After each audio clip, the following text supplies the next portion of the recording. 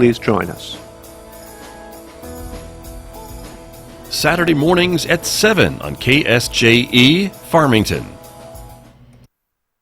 KSJE is supported by the Farmington Civic Center, bringing a full slate of entertainment to Farmington and San Juan County. The Moscow Ballet's Great Russian Nutcracker, Wednesday, December 11th at 7 p.m. The Farmington Civic Center, 200 West Arrington in downtown Farmington. Find out more online at fmtn.org/civic center or at 505-599-1148.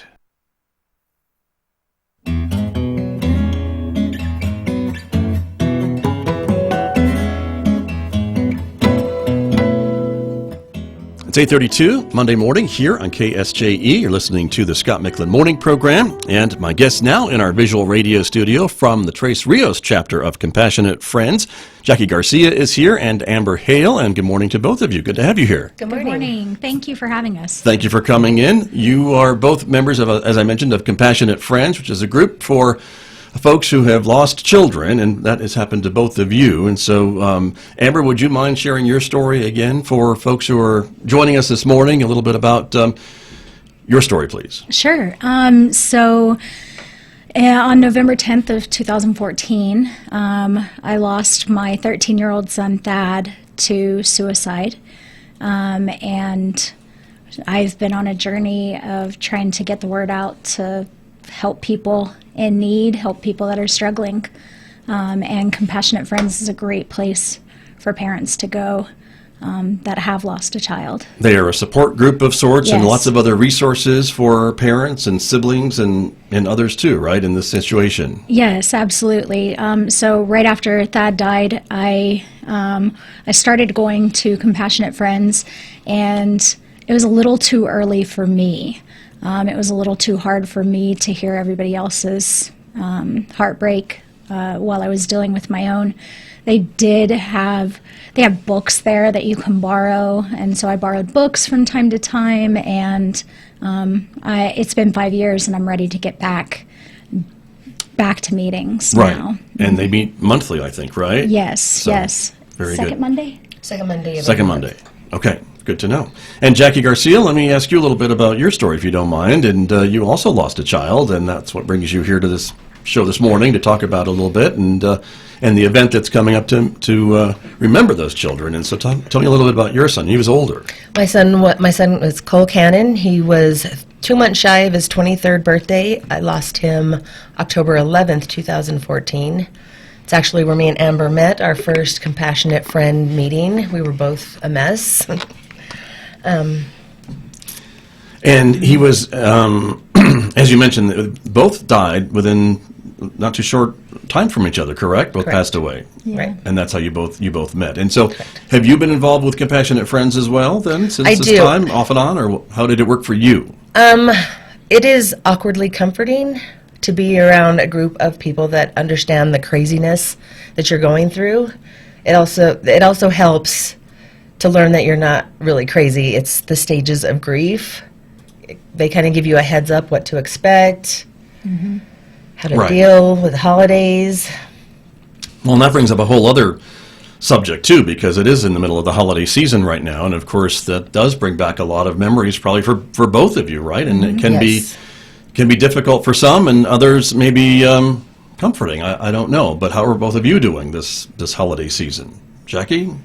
It's rough. I had a breakdown the night before Thanksgiving, putting up the tree because there's the ornaments that your child has made throughout their years, and so it's hard. It's really hard. I try to keep myself busy to exhaustion so I don't have to deal with the elephant in the room. Right. And Amber, what about you? For me, I made a decision this year that I was going to focus on joy. And so I'm purposely remembering good memories and that sort of thing because I have a younger son at home and I don't want him to know holidays as being a sad time. I want him to have the same joy of Christmas that I had as a child. Right. Yeah. And I know, Amber, you've been very open about your ups and downs throughout the time that I've known you, and Jacki, I I don't know if you've been as public maybe as Amber has, but there's been sure been ups and downs for you too, and that's for everyone, right? And as you mentioned, Amber, that you couldn't maybe go to the Compassionate Friends meetings right away because of maybe just what you were going through, but now you feel like you are ready to start resuming your attendance to those meetings and things like that. And it really is an individual thing, is it not, for folks to be able to determine when it's right to go, and they can certainly go and not come back, and everyone would understand? Yeah, the thing about grief is it is not the same for any two people, even in the same family. My husband and I grieve very differently. And so it's whatever you do when you're grieving, as long as you're not hurting yourself or someone else, it's appropriate. Right. And, you know, some days are easier than others. And I definitely had some hard times through the years, but I feel like I've gotten through that now. Sure. Well, and I think you've got a good group of friends and relatives that support you too, and that's helpful as well. And Jacki, what about for you? Tell us a little bit about your trip through all of this and the grief. And again, as you mentioned, it was emotional right before Thanksgiving, and these things just happen sometimes, correct? You really can't predict what's going to trigger it. You can be cooking in the kitchen and something will hit you. You can be shopping and something will remind you. Or the crazy part is you can think you see your child in the store, and that's heart-stopping. Even though your mind knows, okay, it's not your child, it's not your child, you still break your neck trying to get a glimpse to confirm that it's not your child. So it's kind of dealing with your own crazy, if you will. Right.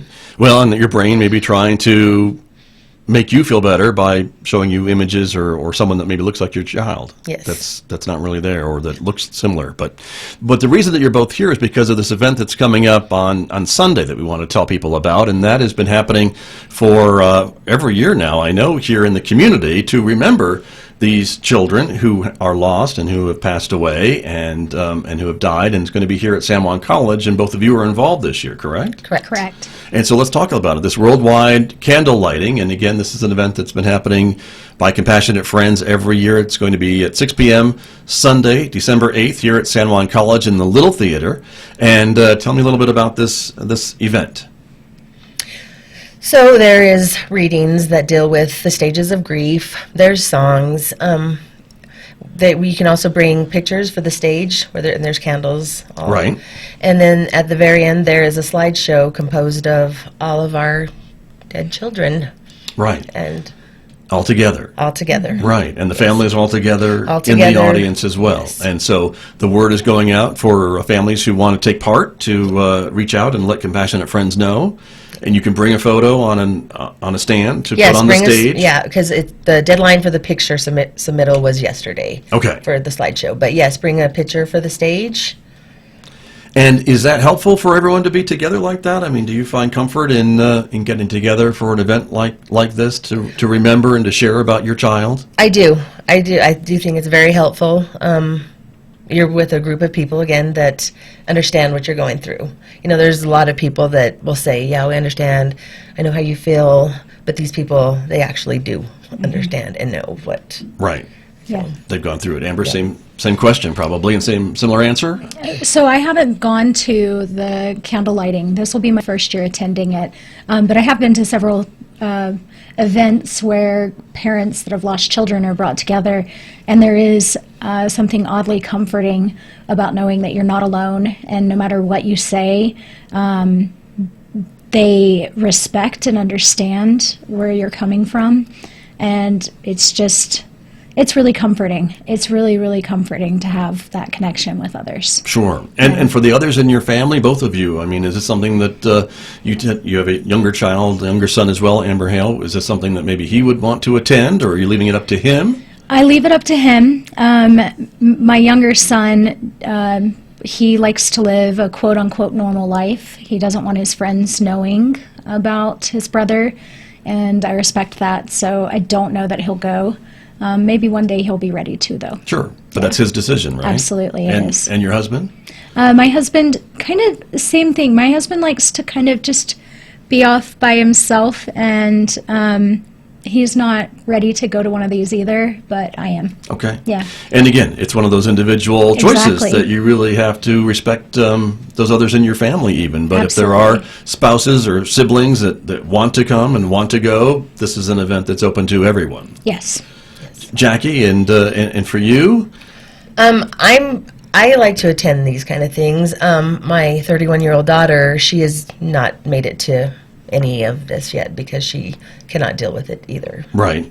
So But that's okay. You're That's supportive okay. of her decision, Yes, right? And yes. and that's all right. And Yes. and again, this Compassionate Friends group, we should mention. You mentioned resources. There are other resources available for family members and siblings and things like that Yes. who are maybe having some difficulties. yes. And Scott, one thing that's amazing about Compassionate Friends, when you first lose a child, you can't imagine making it a day, let alone making it a year, 2 years, 5 years. And so these are people that, some of them have lost their children 20, 25 years ago. And it gives those of us earlier in the journey a little bit of hope. We're shocked that they can be that strong, and yet here we are 5 years later. I'm sure you didn't think you'd be able to make it 5 years, and here we are. Right. Sure. And so it's good for those newer in the journey to connect with some of us that have made it, Right. and are still living and thriving. And unfortunately, we keep hearing that there is loss all the time. We would hope that that would go away, or we would hear less of it, but it's not. And we keep hearing it in our community. We're not immune, of course, and so it's important that there are people like both of you and the group Compassionate Friends to be there when families need them and when they feel they're ready to reach out and to accept that support that's always there. Yes. So very good. I tried to share it all over Facebook because I know there's not a lot of advertising for it. So, and if I can help one family, then that's worth the post. Sure. Well, of course. And I'm sure that both of you have come into contact with other family members and mothers who have gone through what you both have gone through and wonder where to turn. Or maybe they're not aware of this group that's available. And I know this is one chapter. There's a chapter, I think, up in the Cortez area. And I think just folks looking around online will find a chapter near them that they can reach out to and get involved with if the time is right for them. Right. Well, and even if they aren't ready to go meet someone face-to-face, Compassionate Friends has a national Facebook page. Everything is kept private in there. So if they just want to start with that step of going to the Compassionate Friends Facebook page and connect with people there, they're welcome to. Very true. Well, that's great. Well, again, the event is coming up on Sunday, everyone, here at San Juan College. It's in the Little Theater, which we were trying to describe where it's located here, but I would call it kind of the middle of campus. But you can really kind of get there from almost any direction. But it's in the Little Theater here at San Juan College at 6 p.m. on Sunday, December 8th. And again, you can reach out through the Compassionate Friends Tres Rios chapter and bring a picture to share on stage. And show up with others who are supportive and there to help one another. Yes. Very Yes. good. Thank you both very much for coming in. Thank you Thank for you. having us. You're very welcome. That's Amber Hale and Jacki Garcia, my guests here on KSJE. And I'll be back with more in just a moment.